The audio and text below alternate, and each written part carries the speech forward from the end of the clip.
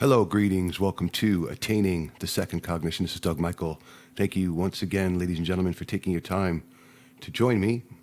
I want to give a thank you to all my subscribers. Thank you so much for opening your mind and taking the time to consider this information. It's truly, deeply appreciated.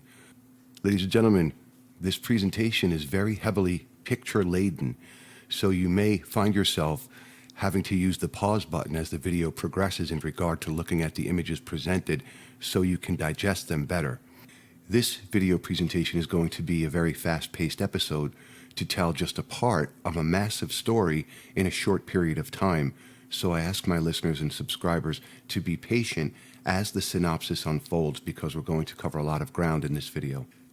Ever since archaeologists started unearthing sites in ancient Mesopotamia, what is known in modern times as Iraq, they found ancient writings from one of the earliest civilizations in which writing was developed. With the excavation of these ancient sites, archaeologists have unearthed literally hundreds of thousands of clay tablets inscribed in cuneiform characters which were carved into these clay tablets with sharp styluses. These clay tablets came in many different shapes and sizes. These clay tablets had everything from temple inventories, legal contracts, divorce records, bills of sale, and on the larger tablets, their religious and ceremonial liturgies and hymns and stories of their gods and heroes, often referred to as epics. With the public release of Zecharia Sitchin's Earth Chronicles series of books, starting with his book The 12th Planet in 1976, the stories of the ancient Sumerian Anunnaki gods found their way into the mainstream consciousness. With Sitchin's books, the world beyond the realm of academia finally learned about the tales of the ancient Anunnaki gods. Unfortunately, Sitchin took a lot of liberties through creating his own translations to many of these ancient texts, and thereby misdirected the public down the road of cognitive misdirection. It is due to this misdirection that Endall did his own deep research into the matter, which led to his writing of the books We Are Not Alone, Part 1, 2, and 3, in an attempt to set the record straight based on the available evidence and through using strictly mainstream academic translations of the ancient Mesopotamian writings. Now, what his research unearthed does not remotely paint the same picture that Sitchin told his audience, and that is the basis for this presentation: off-world influence blowing the Anunnaki story wide open. Now, people who are not familiar with the difficulties of archaeology are not really aware of the painstaking and time-consuming nature of that work. It can sometimes take decades to unearth an ancient civilization, and the larger the discovery is, the longer it takes to carefully excavate a site, catalog its inventory, and eventually translate whatever textual evidence may be unearthed. The cuneiform tablets, as just noted, literally numbered in the hundreds of thousands, and it is unknown how many such tablets lie in museums still waiting to be translated, and many of those that have been translated, a goodly percentage in German, are not translated into English for any untold number of reasons. Given what this video is about to reveal, if those tablets contain any of the information that can verify what is in this video and Endall's 3-volume set, then it is little wonder why it is being kept under wraps. To be fair and honest, Zecharia Sitchin did get part of his storytelling right. The Anunnaki did not originate on this planet. They were created by a race of beings who were master geneticists, and they were a hybrid race combining the genetics of humans and a variety of fish from another planet that orbits periodically into and out of our solar system. This planet is known as Nibiru, and its presumed story is found all over the internet when you see any video about Planet X. What many of my viewers and subscribers may have run across if they've looked into any of these alleged Planet X videos is a shrill and contrived means of propaganda warning humanity of the presumed imminent return of Planet X any day now. Such hype is just another scare tactic put forth by the consortium disinformation agents for reasons that only they know. I would not put any store in such stories, as they are only being aired to create another form of fear programming in the minds of those that give the idea any credence. As for the circumstances surrounding the creation of the Anunnaki, I refer my listeners to Endall's We Are Not Alone books for greater detail, as the information goes beyond the scope of this presentation. And ladies and gentlemen, I do understand how shocking this information may seem, but if you give it a chance And I definitely recommend checking out Endall's books, We Are Not Alone 1, 2, and 3. He really makes a compelling case for this, so please bear with me. Now, we have one source of information describing these beings from the writings of the Babylonian priest Berossus. At Babylon, there was, in these times, a great resort of people of various nations who inhabited Chaldea and lived in a lawless manner, like the beasts of the field. In the first year there appeared from that part of the Erythraean Sea, which borders upon Babylonia, an animal destitute of reason, by name Ons, whose whole body, according to the account of Apollodorus, was that of a fish, that under the fish's head he had another head, with feet also below, similar to those of a man subjoined to the fish's tail. His voice, too, and language was articulate and human, and a representation of him is preserved even to this day. For those who wish to challenge this assertion that the Anunnaki were a hybrid race of gene-spliced human and fish genetics, images and carvings abound throughout the Fertile Crescent of their presence.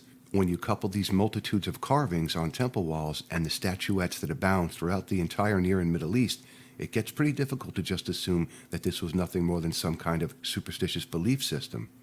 You will find variants of this hybridization in many images worldwide.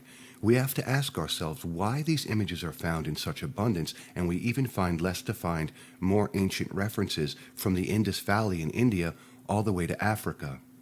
If these hybrid fish beings were remotely mythical, then we have to ask why representations of them are carved in temple walls in as much abundance as they've been, unless they had a greater meaning than our science has yet figured out. Or maybe our esteemed scientists just don't want to admit this ugly truth. Of course, it's possible they already know all about it and are doing their damnedest to intentionally keep this knowledge from the public at large. And once again, ladies and gentlemen, if that idea is hard to accept, and I must admit, it was hard for me to accept at first too, until I really gave the information a chance and really mulled it over. Just look at what our geneticists are doing today. It's been publicly admitted that they've been combining human DNA with fish DNA, and also, other types of creatures as well. So our geneticists today are doing this, combining different genes from different species. So who's to say that an ancient advanced race with a masterful knowledge of genetics weren't able to do this, to mix their own genes with that of the predominant human species on the planet at the time? When deciphering these Sumerian, Babylonian, and Akkadian tablets, archaeologists are often left with broken tablets to try and translate what was carved in the clay. As you can see by the images, it's impossible to translate what may be on these broken tablets, so many archaeologists are only able to piece these stories together when they find the same story written on tablets from different excavations that may not be damaged in the same places. When they discover these stories in different ancient sites, then they can often piece together the full text when the copies are compared. Modern scientists and geneticists utterly deny that such a hybrid fish-human species could exist because they have not yet managed to do cross-species gene splicing themselves, but don't think for a minute that it is due to lack of trying on their part. This fish symbology is also found in India with the god Vishnu in this first incarnation as a merman. There is a history in India at one time of two kingdoms called the Matsya kingdoms, one in central India, which was the center of patriarchal Brahmin worship, and one in the south, which was primarily dedicated to goddess worship.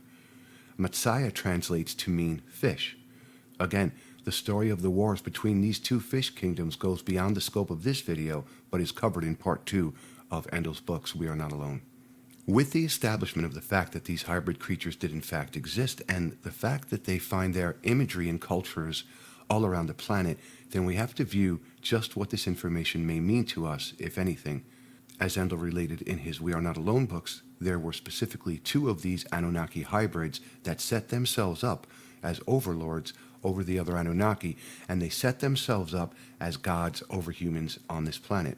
The earliest Sumerian texts relate the fact that the Anunnaki themselves were a created race, created by a race of beings whom they refer to as the Elder Gods. It is this same race of Elder Gods that created the Anunnaki in a genetic gene splicing experiment, who also created the human race on this planet much later than the Anunnaki in a genetic laboratory roughly 200,000 years ago. In time, there was a war between the Anunnaki and the elder gods for control of this planet, in which the Anunnaki ultimately triumphed. The two premier gods of the Anunnaki pantheon were ultimately known as Enki and his sister Ninhursag. It is the competition between these two powerful Anunnaki hybrids that is at the root of all the conflict on this planet to this day. Enki was the patriarchal god wherever he gained control. Ninhursag played the role of the mother goddess wherever she held power. These two fish hybrids continually warred with each other, with both of them ultimately seeking to singularly rule humanity in their own style. They would occasionally cooperate when it suited them, but generally devolved back into conflict any time their need for collaboration ended, exactly like the consortium elite do to this day. This is not by accident. Because of the genetic hybridization process, the Anunnaki did not create a stable breed and found themselves subject to many and varied types of birth defects. When they bred with humans on this planet, and don't think for a minute that they didn't, it created a more human-type hybrid race with less than human characteristics. As these skulls plainly show, there were numerous forms of Anunnaki-human crossbreeding mistakes and birth defects. The most prominent evidence of this Anunnaki-human crossbreeding is found with what is commonly known as elongated skulls. Before getting to the pictures of these skulls, I want to take a moment and clarify an erroneous assessment. If you can envision these Anunnaki being combined fish and human hybrids with the characteristics of a fish running the full length of their bodies, with a human face under the fish head as shown previously, then when you view these images, you can see what academics call horned helmets are in fact gill structures. It takes very little imagination to see these representations as gill structures and less than horned helmet conjecture that the academics claim it represents when this imagery is viewed from a broader perspective. As the Anunnaki bred with humans, as noted, they created a race of beings with inordinately elongated skulls. As you can tell by these images, these are not your normal human skulls. These elongated skulls have been found worldwide, and their existence in many cases is kept from the public eye. In the not-too-distant past, they had a display of these skulls in a museum in Malta, and they eventually removed the display because they simply creeped people out too much. It doesn't really matter which side of the equation you may rely on, the interpretation of religion or that of science, the fact is that the existence of these skulls are a major anomaly. If God created humans in his image, then what do these skulls represent? If you are a Darwinian materialist scientist, then your Darwinian tree of evolution is going to have to grow a few more branches to account for the existence of these skulls in the abundance they exist. I find it interesting that the Darwinists can find the pieces of a single skull and then reach the erroneous conclusion that one skull or skeleton can establish and support their entire theory of evolution. You have to realize that Darwin's evolutionary theory is only that, an unproven theory that gives materialist scientism a form of cognitive comfort, thinking they have it all figured out. The story of the Piltdown Man is one of the Darwinists' greatest embarrassments. At the time of the discovery of the Piltdown Man, science was really pushing for acceptance of Darwin's evolutionary theory. The whole thing turned out to be a gigantic hoax, but it took science 40 years to come forward and finally admit that it was a hoax. When we look at the scarcity of evidence presented by the materialist Darwinists in comparison to the wealth of these elongated skulls that have been dug up all around the planet, and how science is utterly seeking to ignore their existence because it throws Darwinism straight into the trash bin, then we're confronted with a consortium cover-up of gigantic proportions. If you're lucky, you will see one of these skulls shown in Ancient Aliens or some other program of propaganda, but materialist scientists are keeping this subject away from public discussion, except to the tinfoil hat-wearing crowd of alien and UFO cults. How science justifies the existence of these enigmatic skulls is by using the excuse of skull binding, where certain cultures bind the skulls of their children in order to make them somehow more appealing, or to honor the gods who also had these elongated skulls. Because so many of these skulls have been found in South and Central America, the practice of skull binding is best known within the Mayan culture. Skull binding is a known practice, and it has served as an easy misdirection for scientists to sidestep the issue of these elongated skulls, allowing scientists to dismiss all of these elongated skulls with the convenient excuse of skull binding, but their theory of skull binding being accountable for all of these elongated skulls evaporates when you have a baby skull too young to be bound that appears. Now, ladies and gentlemen, that pretty much screws up the whole skull binding theory as the only explanation for these skulls every which way, doesn't it? Are we expected to believe that these people secretly went inside the mother's womb and bound this baby's skull when it wasn't looking, or what? This one picture alone proves beyond a doubt that the greater proportion of these elongated skulls were a matter of breeding and not skull binding. Let's take a look at a bit more evidence that undermines this theory of skull binding as well. Here we have a diagram of a normal human skull. As you will note from this diagram, humans have seams, what are called sutures, that come up the side of the head and also come up from the back of the skull. Pay particular notice of the fact that there is no frontal suture line on a human skull. To utterly disprove that these are simply skulls that were subject to the practice of skull binding, let's take a look at these elongated skulls, which have a very pronounced and indisputable frontal suture running from the bridge of the nose up the forehead to meet the other skull seams. Now, since these frontal sutures are not a part of normal human anatomy, then we are only led to one conclusion. These skulls and the beings who had them were not fully Earth human. There is no other conclusion. What you are looking at is a scientific and anatomical impossibility if these are only human skulls that came about as a result of skull binding. So, you have to ask yourselves just who is lying to whom when you are faced with such empirical evidence, which science and academia flatly denies even exists. Is there really no empirical evidence to be found by our renowned scientists, as they claim can't be found when these pictures are viewed and these anomalous skulls obviously exist and were unearthed on this planet? I don't know about you, ladies and gentlemen, but the evidence speaks in volumes on this score. I wonder what the dear old Darwinists have to say about this. So, let us continue down this uncomfortable road to revealing the truth that science and academia is hiding and denying. Let's take on the UFO crowd for just a minute, because many of them are agents of disinformation, always jumping at the shadows of the little gray alien abductors and cattle mutilators. Here is just a sample of what the UFO crowd are proposing about these elongated Anunnaki skulls. Given the fact that we have been so heavily indoctrinated and brainwashed with the whole gray aliens scenario, then it is really little wonder that this is the only conclusion that mind-controlled first cognition thinkers can come up with to try and account for these anomalous skulls. It kind of illustrates a form of selective blindness, if you ask me. But we are going to propose a completely different theory based on plenty of available evidence. Given the fact that the Anunnaki were fish-human hybrids and that they suffered many types of defects, even when they bred with humans, then when we look at images like these, we can start to get a clearer picture of what's going on. These statuettes are just a sample from ancient Mesopotamia. We all know that humans don't have large, oversized, round eyes, so just what are these statuettes supposed to represent? Artistic license? We're going to put forth this assertion.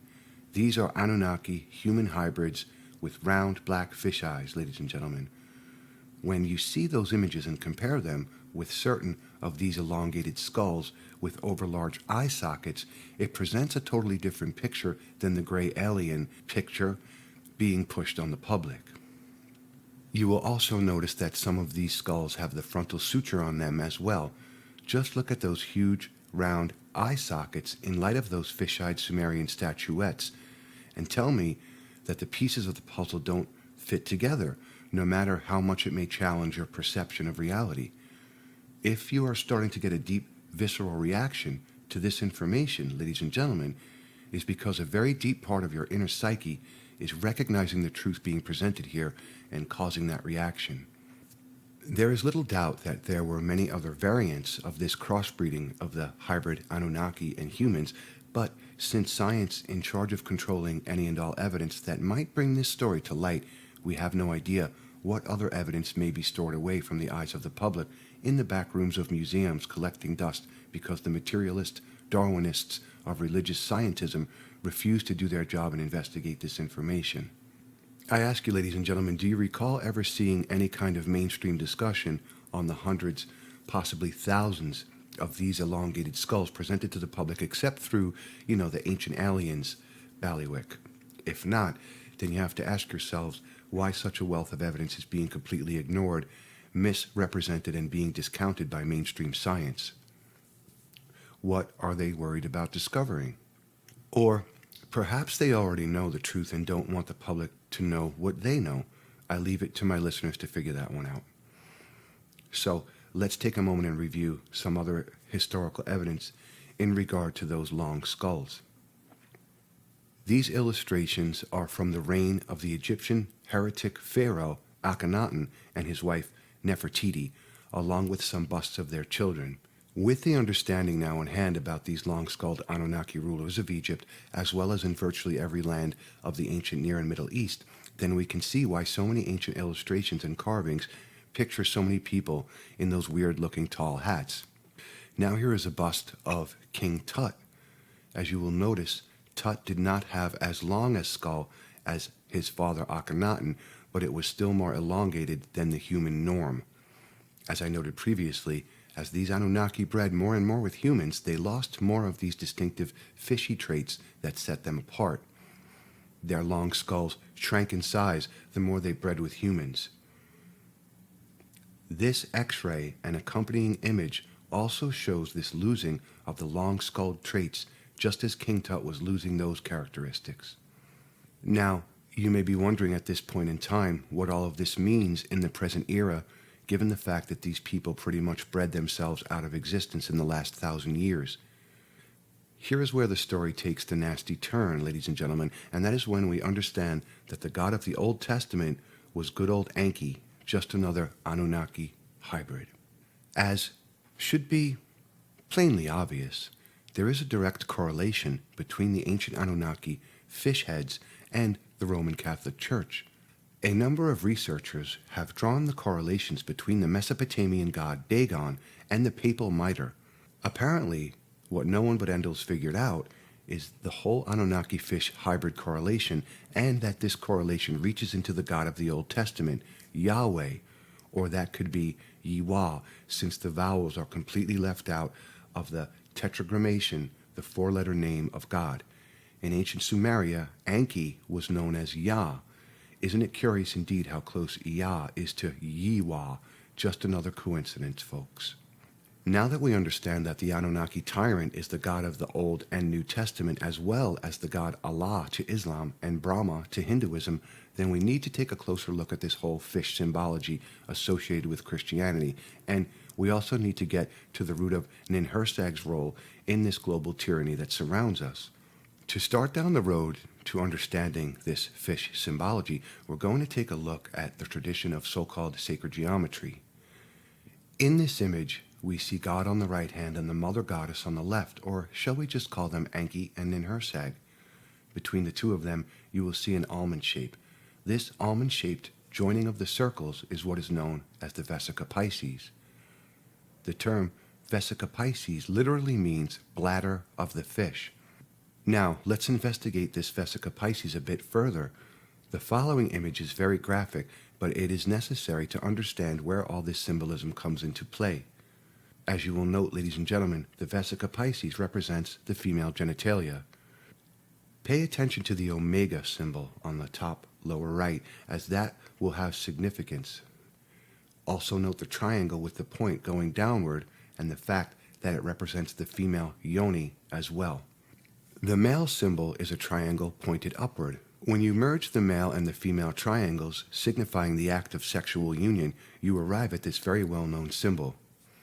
Now, let's look at this from a Hindu aspect, where the word Yoni finds its origins in the ancient Aryan Sanskrit text, and is represented in Hindu temples in this manner. Yoni represents the female genitalia, and the male genitals are called the linga, or lingam. Just as the Jewish Star of David symbolically represents the sexual union between man and woman, In the Hindu religions, you find the same symbolism with the Yoni penetrated by the male lingam. Now, ladies and gentlemen, let's revisit this whole Christianity thing now that we know what these symbols' hidden meaning really is. Do any of these images look remotely familiar to you, ladies and gentlemen? And do you wonder why all of this nasty, fishy-smelling shit is kept secret from the masses of Christians who are blissfully ignorant of the meanings of these symbols? Doesn't this all just want to make you rush out in a buying frenzy and get one of those cute little fish symbols to stick on your bumper or wear around your neck as an amulet? How many of you have observed these symbols in the stained glass images in your churches and cathedrals? Has anyone ever wondered what the Vesica Pisces represents, or did you simply assume that it is just an interesting, repeating motif in religious iconography without ever delving into the meaning? So let's return to this Omega symbol and put these pieces together. In ancient Sumeria, the birth goddess Nintud, which was one of the names Ninhursag hid behind, the Omega symbol was associated with the mother goddess or birth goddess as a symbol of identification. Over time, as Ninhursag murdered her adversaries and stole their names, her symbols followed her into her new stolen identities. Both Ninhursag and Enki were identity thieves of the worst kind. When Ninhursag removed the goddess Hathor, you can tell it was Ninhursag due to the Omega-style hairdo. Hathor was only known as the cow goddess or the cow-headed goddess, whose symbol was the cow's horns. In time, Ninhursag rolled Hathor's identity into the identity of Isis when she stole her identity, and we see these attributes of Hathor and Isis in these statues of Isis with the baby Horus. In all fairness, my listeners may think we have wandered away a bit from this whole fish hybrid thing, but look here, and we find Isis portrayed with a big fish on her head. In all fairness, Isis was known as goddess of the mariners, who were, of course, in many cases fishermen, but I think that explanation is just a little too neat, especially when we find statuettes portraying fish wearing the headdress of Hathor. To put a nice finishing touch on this presentation, let's see where this imagery and symbolism leads us with dear sweet Ninhursag, Hathor, Isis. So there you have it. The great mother of God, of the Catholic Church, and the entire Christian religion is nothing more than a hybrid fish monster, just like her neurotic, woman-hating Anunnaki brother. Is anyone feeling sick to their stomach yet over the scale of this deception? Well, let's just add some insult to injury here and really get to the bottom of this. Let's talk about that glorious and wonderful biblical practice of circumcision, shall we? Have you ever wondered where and why that practice originated with the neurotic God of the Old Testament? Well, I think we can look at a couple of pictures and solve that riddle, and it is most likely going to piss you off even more. Well, ladies and gentlemen, isn't it amazing how much a circumcised male penis looks just like one of those fish heads? Now you tell me, am I reaching here, or do the pictures tell the story here? Here's the rest of the story and how it carries into today. Wherever Enki wound up in charge of human herds, he set up patriarchal priesthoods to serve as his mediators to a population he wanted to keep stone ignorant, illiterate, and fearful of his vengeance and his priestly authorities. He marginalized women and told his male followers to treat them like shit. The Roman Catholic Church, a spawn of Judaism, made the world a reflection of Enki's own neurosis. As for Ninhursag, she was a sexual libertine who endorsed orgies in the groves to worship her. She felt that she could give mankind just enough knowledge that they wouldn't rebel, saving her secret magical teachings for her own type of intellectual adepts. The occult traditions that have been handed down through the so-called underground stream of knowledge have been the secret teachings that Ninhursag passed down to her mystical acolytes and adepts throughout the ages, forming mystery schools, secret societies, and finally culminating in Theosophy, which, as my listeners are now aware, is the New Age. Enki and Ninhursag both collaborated with the inorganic hierarchy of ascended assholes, and they have been working with them for nigh unto 6,000 years. All the strife in the world is a result of two competing parties Enki and Ninhursag and their respective followers into the modern era, starting wars with one another, abusing energetic practices and rituals, and controlling humanity for all of that time. With the occult traditions, you find Ninhursag's agents, the Freemasons, the Jesuits, the mystics, intellectuals, scientists, and philosophers throughout the ages fighting to wrest control of this planet for their own desires from the patriarchal religions of enforced ignorance and superstition created by Enki. This, ladies and gentlemen, is the world of first cognition tyranny, and who is ultimately behind every bit of human suffering for the last 5,000 to 6,000 years. These are the competing factions who start wars, stage revolts and revolutions, and create mass killings over all of human history, just so these elite bastards working for their fish-headed masters can play a game of King of the Mountain. This is the ugly truth of our history, ladies and gentlemen, that every elite son of a bitch on the planet knows and has worked tirelessly to keep secret from the rest of humanity. You have seen the foundational evidence, but the story goes much, much deeper than this. This is preliminary, a cursory examination, ladies and gentlemen, and if you read Endall's We Are Not Alone books, make sure that you utilize every lookup and study that he provides through those lookups. If you read those books and follow the guidelines provided, you're going to find more than enough evidence to convince you of this truth if this presentation didn't do so. We had to do this video now because the elite and their step and fetch-its are doing everything in their power to push this bullshit Planet X scare tactic, and they are avidly striving to sell this Enki was the good God BS agenda to every New Ager who will buy that swill. Sitchin was wrong in what he proposed. Sitchin had an infatuation with Enki and never painted him in a truthful light. Sitchin had exactly the same evidence and even more than Endall did in order to reach his conclusion, so we have to ask what agenda Sitchin might have been working on by telling this fabricated tale over the ugly truths presented in this presentation. Why have the secret societies and the truth movement continue to pump out this swill about shape-shifting lizards from Draco and not recognize the fact that scaly fish-human hybrids more closely tell the truth than all the stories about reptilian creatures? We actually have a plethora of ancient information that informs us about these fish-headed creatures and not a single shred of evidence about lizards from Draco. Once again, who's lying to whom in this equation, ladies and gentlemen?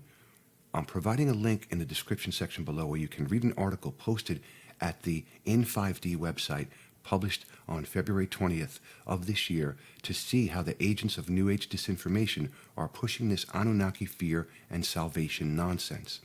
After watching this video and then reading that article, then ask yourself what sounds like the truth and what sounds like BS. This last piece of the picture I want to offer my subscribers and listeners is this. I'm sure many of you are familiar with this cute little Offworld family who are very big on drinking mass quantities. How much coincidence do you think there is in representing these cone heads in light of the information revealed in this video? Do any of you feel that this is just another elitist ploy to rub your faces in what you don't know and what they've kept secret for so many years? Just who is having who on here, folks? And now I leave it to you to decide and reach your own conclusions on the matter. For those who are wrapped up in the whole UFO circus, I will propose a different way to interpret the Anunnaki disinformation that abounds in the public. It is pretty much accepted knowledge that the governments of the world have managed to reverse engineer alien technology. Can you come up with a better way to trick the world population into running headlong into the New World Order corral of an elitist, controlled, one-world government than to land a fleet of ships on the White House lawn and have a bunch of assholes step out of the ship and claim they are the good Anunnaki, God, Enki, come to save us all from ourselves? How many first cognition humans would fall for such a trick and never question the fact that the ships were manufactured right here on good old planet Earth through consortium black budget operations? How many first cognition New Agers and UFO cultists would fawn over their presumed saviors in their shining silver suits, claiming to be representatives of the Galactic Federation of Light or the Ashtar Command or the returned Anunnaki? When you can see this scenario, then you know why all this alien bullshit has been shoved down our throats since the Roswell incident in 1947. You can see how all of these elitist theosophical agendas dovetail neatly into this ultimate climax, And you can also understand why science completely ignores the truth presented in this video because it doesn't fit the globalist agenda for control over the entire species on this planet through such a massive cognitive deception. Well, don't fall for it, ladies and gentlemen. Not for 1 minute should you buy into such a fabricated illusion. For your convenience, I'm posting some additional links for those interested in viewing more pictures to support what has been presented in this video in the description section beneath the video. Ladies and gentlemen, thank you once again for taking your time and joining me and listening to Attaining the Second Cognition. I extend my gratitude and my heartfelt thanks to any and to all that take the time to open their mind and search for the truth and to push forward in their own cognitive advancement and willful evolution. Once again, thank you, ladies and gentlemen. This is Doug Michael, and until next time, walk in peace.